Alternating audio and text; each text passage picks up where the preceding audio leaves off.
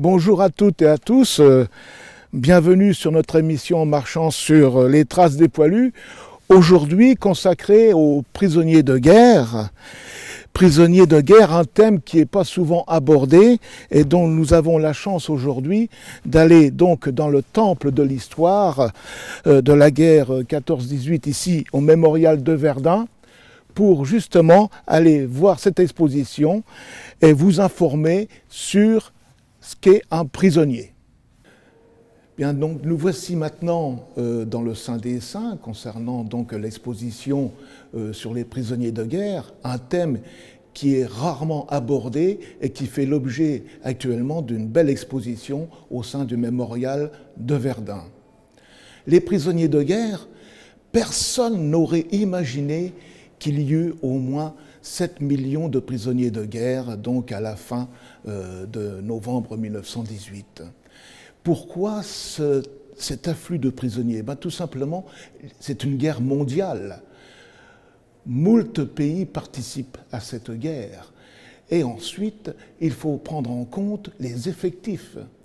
Beaucoup ont recours à la conscription. Il n'y a pas, disons, que des États où seulement c'est de l'armée professionnelle qui donne le nécessaire des effectifs. Par exemple, comme la France a recours à la conscription et aussi à l'appel des réservistes, voire des territoriaux, comme beaucoup de pays, y compris l'Allemagne d'ailleurs aussi. Voilà. Alors, aucun État n'était prêt à accueillir autant de prisonniers. Autant. Pourquoi? Parce que les belligérants pensaient à une guerre courte. Tout le monde devait être rentré à Noël, alors que la guerre va durer 4 longues années. Et c'est pour ce faire que finalement, ils vont se pencher sur la question. Car le nombre de captures donc, se fera surtout dans les premiers temps de la guerre, dès le mois d'août. Par exemple, je prends l'attaque sur Maubeuge édifiée par les Allemands, qui va se solder par 50 000 prisonniers de guerre français. Je prends un autre exemple, la bataille de Tannenberg, menée par les Allemands en Russie, qui va se solder par 90 000 prisonniers russes. Un autre exemple, dans l'Empire austro-hongrois, à la bataille de Przemyśl. Donc, les Russes vont faire prisonniers 117 000 Austro-Hongrois. Que faire de tous ces gens? Car, est-ce qu'il y a des statuts du prisonnier d'élaborer? Non, pas encore vraiment.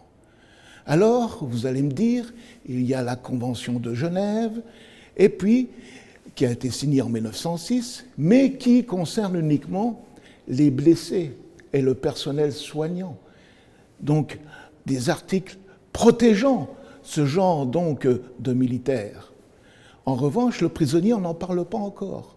Si ce n'est que des juristes vont se pencher donc sur le problème dès la fin donc du XVIIIe siècle. Ça n'aboutira pas vraiment à grand-chose. La réflexion continuera et il faudra attendre la fin du XIXe siècle, à savoir pratiquement 1899, finalement, la Convention de La Haye, qui sera élaborée et améliorée en 1907 par la signature de 44 pays, pour essayer d'encadrer le statut de prisonnier. Mais il n'y aura pas vraiment de réglementation. Il faudra attendre donc le CICR, suite donc à la bataille de Sébastopol en Crimée, Henri Dunant, finalement, qui va mettre en œuvre donc cette institution, la Croix-Rouge internationale, Comité international de la Croix-Rouge et du Croissant-Rouge également, pour essayer de trouver les moyens de ne pas laisser les blessés sur le carreau, d'en sauver un maximum, autant ennemis qu'amis. Voilà. Donc ça concerne, si vous voulez, tous les pays belligérants. Il n'y a pas, disons, de distinguo entre et de favoritisme entre les pays belligérants. Tout le monde est logé sur la même enseigne. La France, comme l'Allemagne, finalement, n'était pas prêt à accueillir tous ces gens. Alors, quoi en faire? Eh bien, il va falloir les interner. Alors, il va y avoir des camps de fortune, d'abord. Il va y avoir... On va les mettre dans des églises abandonnées, dans des grosses villes abandonnées, dans des châteaux abandonnés. On va prendre les infrastructures, disons, laissées à l'abandon par les occupants pour interner tous ces gens-là. Et puis, non loin du front, on va commencer à construire, si vous voulez, des camps provisoires avec du fil de fer barbelé. Donc, il y aura des moyens à mettre en œuvre. Donc des poteaux, du fil de fer barbelé, du bois pour construire donc les bâtiments et ainsi de suite, pour que ces gens-là puissent avoir un abri. Et tout ça, bien sûr, va se faire avec les prisonniers eux-mêmes qui vont devenir leurs propres bâtisseurs de leurs propres maisons. Alors parlons maintenant de la capture vraiment de tous ces soldats. Il faut faire donc... ça s'est étalé dans le temps pendant ces 4 années. Il y a eu d'abord la guerre de mouvement, celle qui débute en août 14 et qui se termine fin octobre 14. Et c'est là, par des manœuvres d'encerclement, par des combats massifs, par exemple la bataille de la Marne, la Champagne et ainsi de suite, donc, qui étaient propices à faire beaucoup de prisonniers. Et puis, après, nous avons passé à la phase dite guerre de position, où là, les gens étaient enterrés dans les tranchées, et c'était carrément plus difficile, bien sûr, de faire des prisonniers. Alors, pour faire des prisonniers dans ce cas de figure, il y avait donc ce qu'on appelle, dans un terme militaire, de faire des coups de main. Qu'est-ce qu'un coup de main? C'est une attaque par surprise d'une portion de tranchée, d'une portion de ligne, donc pour capturer des prisonniers et les ramener dans les lignes pour qu'ils soient interrogés. Et ça va devenir, si vous voulez, l'apanage des capitaines de compagnie qui auront pour premier objectif de faire pas mal de prisonniers pour ramener un maximum de renseignements. Alors, ces soldats prisonniers qui ont le premier contact avec l'ennemi, il y a comme un certain effroi chez eux parce qu'ils ne savent pas finalement à quelle sauce ils vont être mangés. Donc ils ont peur au début. Mais l'objectif des officiers qui les interrogent, voire les sous-officiers, c'est de les mettre en confiance. Car si on veut que ces gens-là parlent, il ne faut pas, disons, faire état d'une certaine vengeance, d'une certaine revanche. Il faut faire état d'humanité, finalement. Les mettre en confiance pour qu'ils parlent d'eux-mêmes. Alors, ces capitaines de compagnie auront avec eux, à partir de 1915, détiendront dans leurs documents des imprimés types, des questionnaires types, pour interroger ces gens-là. C'est très intéressant de les interroger car ça permet, si vous voulez, de savoir les unités qui se déplacent sur le terrain, le nombre d'unités, où elles vont, peut-être voir même des intentions, et ainsi de suite.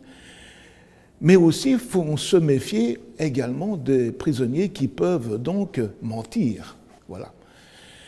Alors, comme tout prisonnier, le premier devoir, c'est de dénoncer son matricule, son identité, son grade, et c'est tout. Maintenant, ce qui se passe après, c'est une histoire donc entre l'interrogateur et le questionné. Voilà. Alors, si on parle après de la prochaine phase donc de la guerre de mouvement qui reprend en gros en avril avec les grandes offensives alliées, là, il y aura beaucoup donc de soldats allemands qui vont se rendre massivement car ils sont vraiment atteints par le moral. Et ça amènera encore donc des contraintes supplémentaires dans les camps de prisonniers parce qu'il va y avoir, si vous voulez, un deuxième arrivage massif de soldats allemands auquel non plus on ne s'attendait pas. Voilà. Alors la vie dans les camps, eh bien la vie dans les camps, il faut qu'elle s'organise. Elle s'organise donc selon un rite journalier, un rite quotidien. Donc ça va de l'appel du matin, l'appel du midi, l'appel du soir. Et puis donc il va y avoir de la discipline. À l'intérieur de ces camps, il faut savoir qu'il y a des officiers, voire un chef de camp, qui a parfaitement l'autorité sur ses subordonnés à lui, bien sûr, mais autorité sur la discipline à prodiguer sur ses prisonniers. Alors cette discipline, elle ne doit pas être non plus inhumaine. Le prisonnier a des droits, mais aussi il a des devoirs. Voilà. Et ça, c'est prévu dans les règles de la Convention de La Haye. Alors, il va y avoir également aussi un brassage dans les camps allemands de toute nationalité, ce qu'on va appeler, disons, le melting pot. Et ce brassage, finalement, va servir à ces Allemands de laboratoire. Ils vont enregistrer les langages, les langues, car c'est très intéressant pour eux, donc, de savoir ce qui se dit, et non seulement ce qui se dit, mais pour eux également d'en faire une sorte, disons, d'information.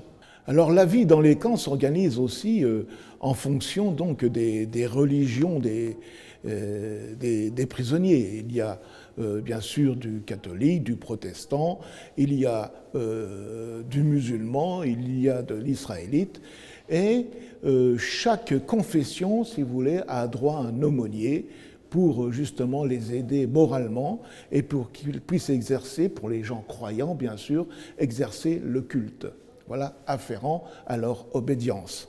Voilà.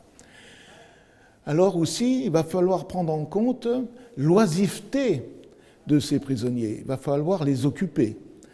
Donc, on leur donne les moyens de confectionner avec de briques et de brocs, bien sûr, ce qui leur passe par la tête. Il y en a qui vont dessiner, il y en a qui vont faire de la peinture, il y en a qui vont écrire, il y en a qui vont essayer de faire des albums photographiques, il y en a qui vont essayer de faire de la poésie, car parmi les prisonniers, il n'y a pas, disons, que des manuels, il y a aussi des intellectuels, des penseurs, des philosophes, et ainsi de suite.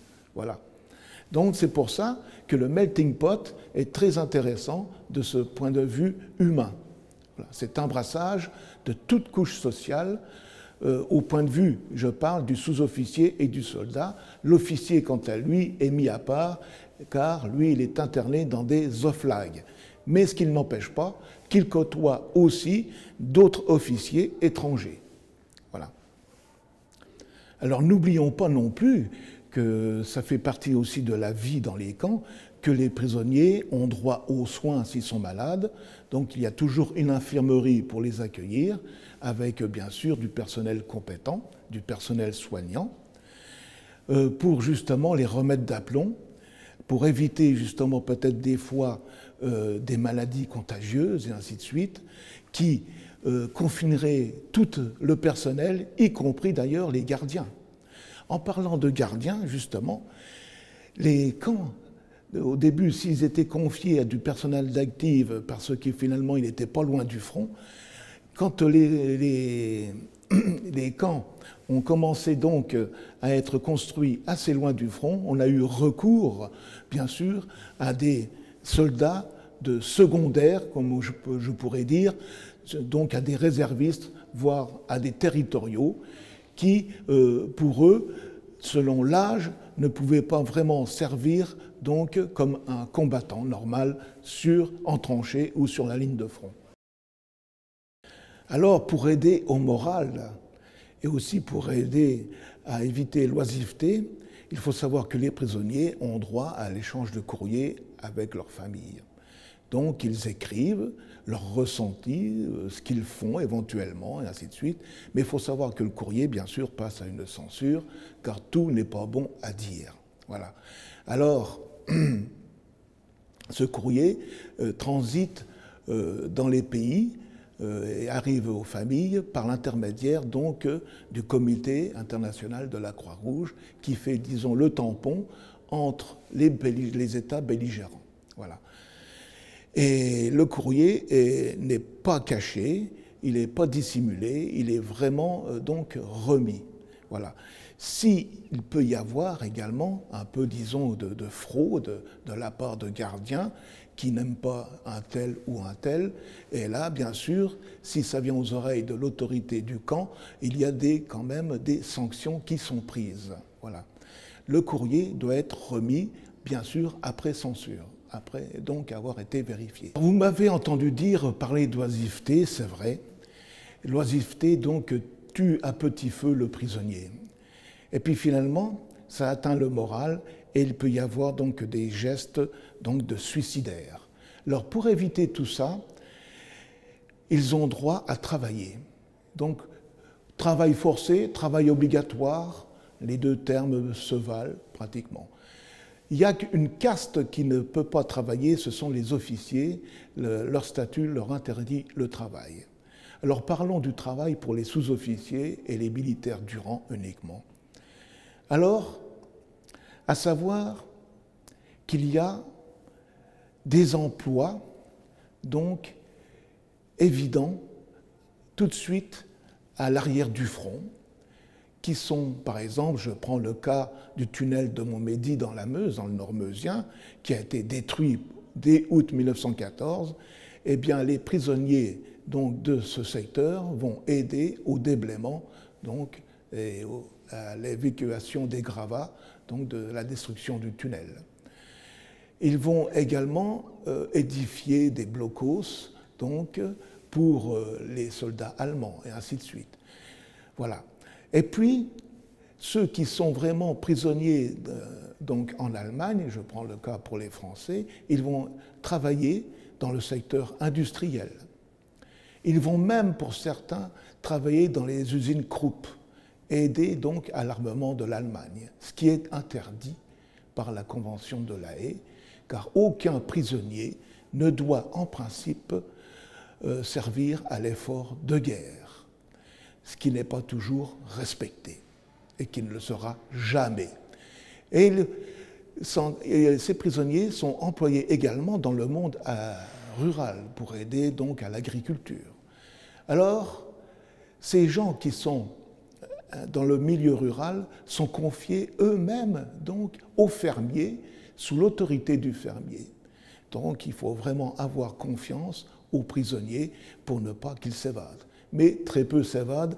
Pourquoi? Tout simplement parce que la soupe est bonne et puis finalement ils font un travail qui n'est pas si déplaisant que ça. Voilà. Et à la fin de la guerre même, comme l'amour n'a pas de frontières, donc certains prisonniers français ou allemands épouseront donc aussi soit une bonne Française, soit également une bonne Allemande. Et ça s'est vu. D'ailleurs, il y en a l'exemple, pas loin d'ici de Verdun, dans un village à Rouvroy-sur-Meuse, qui, bien sûr, n'est pas toujours bien vu de la population, mais peu importe. Ça se réalise. Alors, le travail est soumis, disons, aussi à une discipline. Donc, il y a des heures à respecter, ainsi de suite. Et ce ne sont pas, disons, des esclaves, ce sont des travailleurs. Il faut faire donc une différence bien nette entre l'esclavage et le travail donc obligatoire qu'on appelle malheureusement forcé. Et il faut savoir également que ce n'est pas gratuit car ils sont rétribués.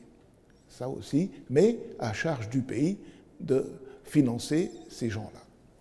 Alors, en parlant de travail, oui, on peut dire qu'il y a eu du travail forcé à un certain moment, voire même pratiquement de l'esclavage.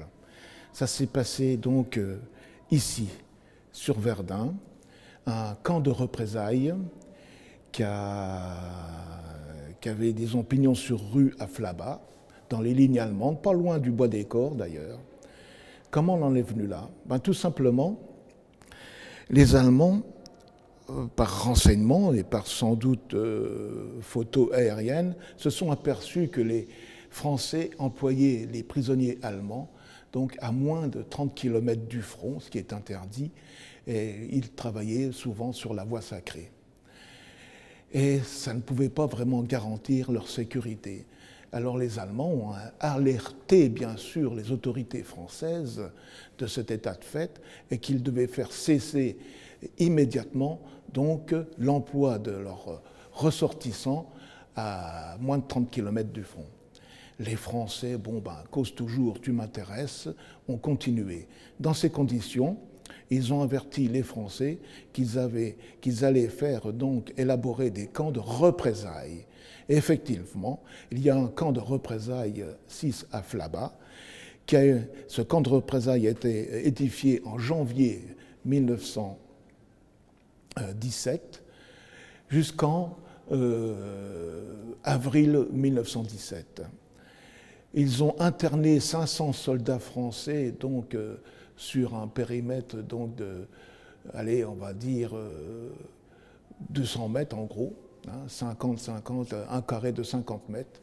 Ils ont entassé donc 500 soldats français là-dedans, dépourvus de tout confort, car ce qu'ils leur ont donné, c'est des briques et de broc pour construire, soi-disant, des cabanes. Et quand ils ont réussi à construire quelques cabanes, et sur les 500 donc, soldats, il n'y en a eu que 200 qui pouvaient s'abriter, disons plus ou moins correctement. Et ces gens-là étaient soumis donc à une épreuve de travail très dure. D'ailleurs, il y avait une espèce de soupe très clair qui servait en guise de petit déjeuner.